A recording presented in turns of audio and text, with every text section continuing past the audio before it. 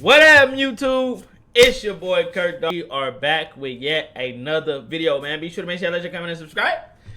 And hit that notification bell so y'all notify every time I drop a video. Bruh, I told y'all they have exonerated this man of all charges. So, with that being said, bruh, let's get into the video and see what they talking about. They have said they couldn't find evidence that met the bar for a criminal prosecution against you. It doesn't mean they can't continue these four women to continue the civil case against you, and it has no bearing as we sit here on the separate case brought against you by Bedfordshire Police, which the CPS announced separately in May, where it authorised 21 charges against you and Tristan, which included 10 against you relating to 3 alleged victims, including rape, actual bodily harm, human trafficking, and controlling prostitution for gain. Tristan faces 11 charges connected to 1 alleged victim.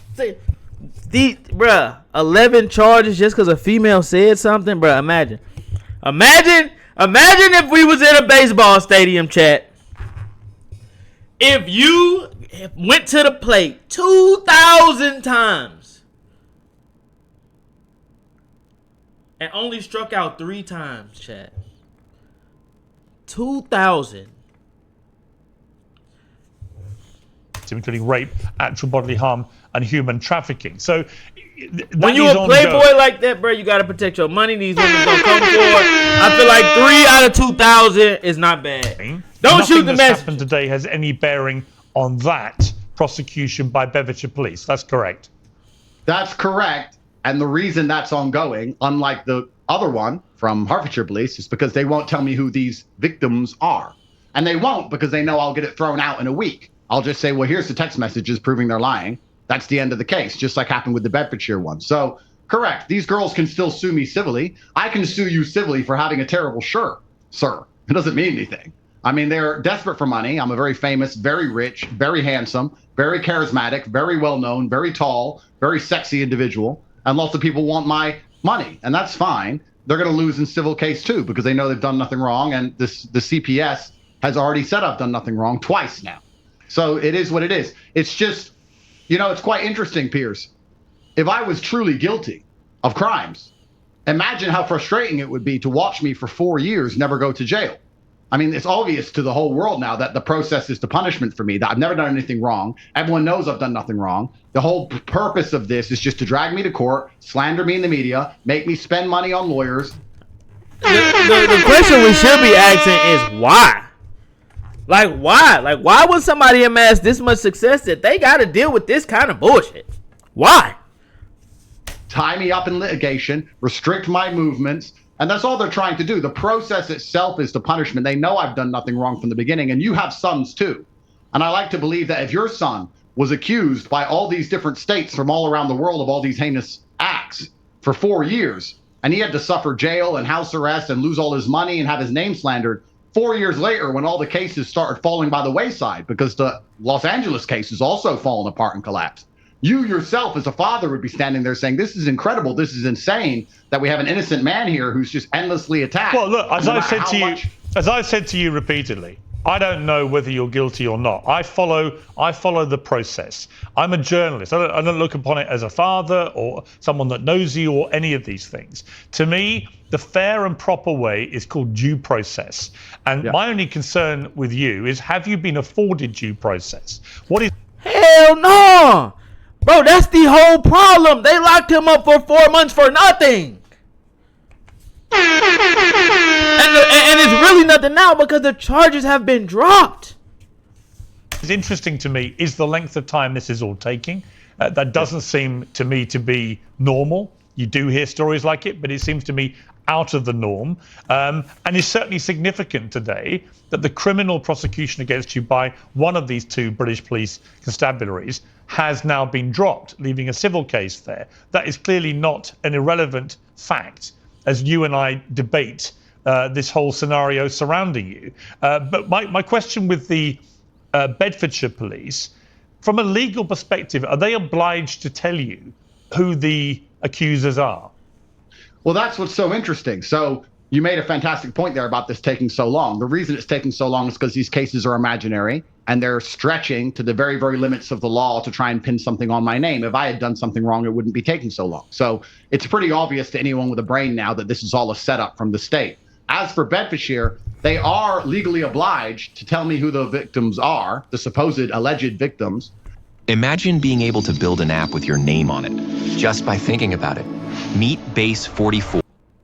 But they only have to do that once I have been remanded. And if I go to the UK, I'll be remanded after this extradition warrant is executed. But that can't be executed currently because the Romanian state has a case against me for tax evasion, which will take at least 10 to 11 years. So this is something that's going to take 10 or 11 more years to eventually be satisfied. It's pretty ridiculous. So basically they're telling him, bro, we're just going to hold this case on you and you can't leave this hemisphere because you got too much money. If you decided to pull all your money out of this Romanian bank, you would cripple us. Andrew, put the money in my name, gang. We cool, bro. Pay me $1 million a year to hold it there. We good. Like, this shit gonna keep growing. Hey, but man, be sure to make sure y'all like, share, comment, and subscribe, bro. We just checking out Andrew, man. And all, the whole thing is asinine, and I've done nothing wrong. And it's just crazy that the process itself is the punishment. We're going through all this garbage for so many years. And I like to think, and I respect your point of view. You made a very great point. You're a journalist. You follow the updates. Completely correct. That's a very professional way to handle it.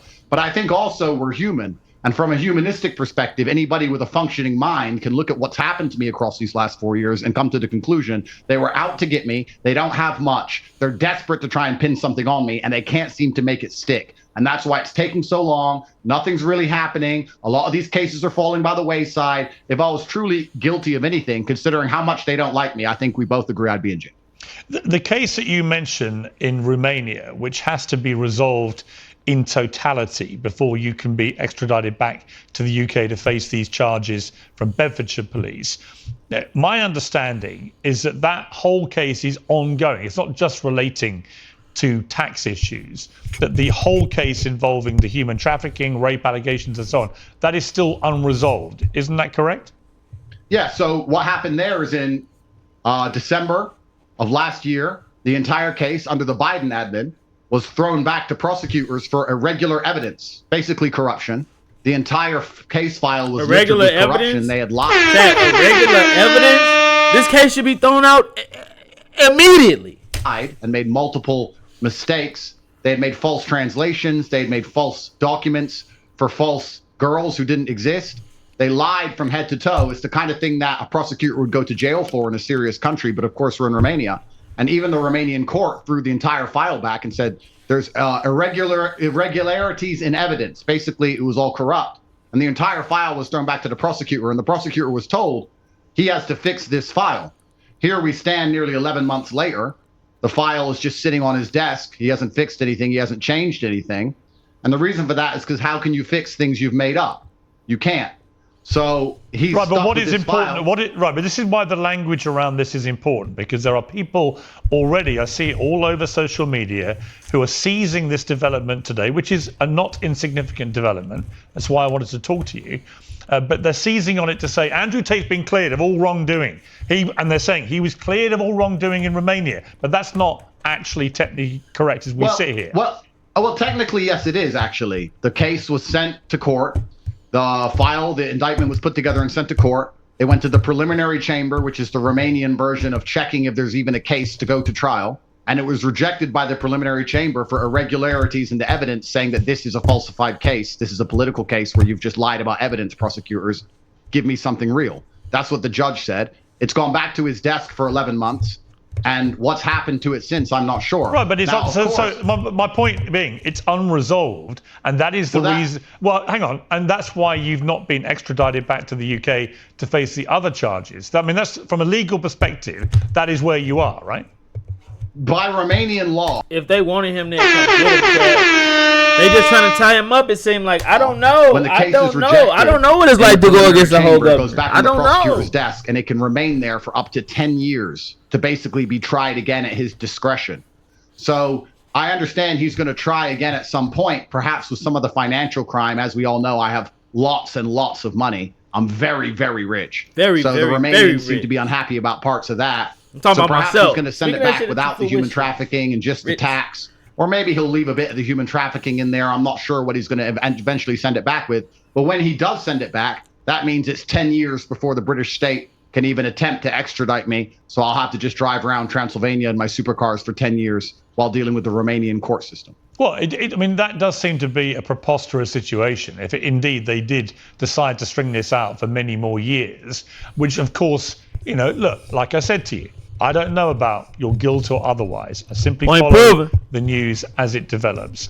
But certainly, if you're one of the women that are still awaiting the prosecution for the Bedfordshire charges, the idea that they would, just in terms of due process for them, the idea that their allegations would not be tested in court until potentially 10 years have elapsed on the Romania case, I mean, I'm sure you would agree. Ain't no statute of limitations on this shit, huh?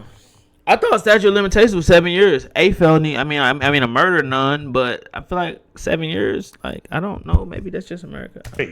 That isn't. Maybe it's like a class A felony. Well, I would agree that this whole thing from the beginning has been a farce. I would agree that yes, the prosecutor now has a choice. He can either throw the entire file out and I get extradited to the UK, but then the Romanian state owes me a whole bunch of money for false imprisonment, so they can't do that. So they have to send something to court, of course, and that's going to take 10 years. So this whole thing from the beginning has been a farce. The whole thing's been a setup from the beginning. The process is the punishment from the beginning. I've never done anything wrong from the beginning. And when we first met,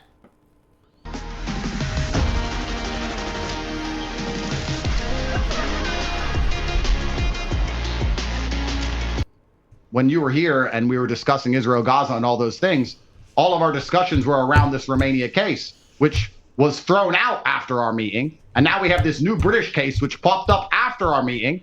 And one of them already got thrown out already. And then there's another one, which they're trying to extradite me on, but they won't tell me who the victims are. I mean, Piers, if they said to your son 20 years ago he hurt a girl, but we won't tell you who, where, when, we won't tell you anything. We'll just say 20 years ago you hurt a girl, and we won't give you any details. Of course, you're going to sit there and go, well, this sounds made up. I don't even know where this is supposed to have happened. I don't even know the person's name. This is obviously a farce. The whole thing's been a farce from the beginning. And just so you understand, the primary objective of all of this is twofold. One is to stop me voluntarily going to England because they know I'm a political force and they know I'll overthrow Labour. And secondly, the main reason is so that every time my name is said, people talk about my as opposed to my ideas. They don't want anyone to talk about my fantastic ideas or my fantastic influence. They want people to talk about the allegations against me, which is why they try and keep these allegations open and going on for so long. There is no due process, Piers, because there is no guilt. There isn't even any victims in law of this. Well, we don't. The reality is we don't know that yet. And in relation to your ideas, like what is up? What do you got going on, man? As you heard from me to your face in our last interview, which got pretty passionate, as it often does, I don't share some of your ideas. I think some of them are reprehensible. But it is a fact, as I say to people, that when I walk around, I'd say 1 in 5 young men who come up to me want to talk about you. And you know what they ask me? Is he guilty? And I don't know. I don't know. But I do know they're going to see headlines like today. Chat, and be sure to make sure you let your comment and subscribe, man. Correctly. Hey. A lot of people on both sides, people that hate you, hit that like button, man. Love you, and they're going to spin it to suit their agenda. Hit that like button, man. It's really important to me as a journalist to keep to the facts as we know them.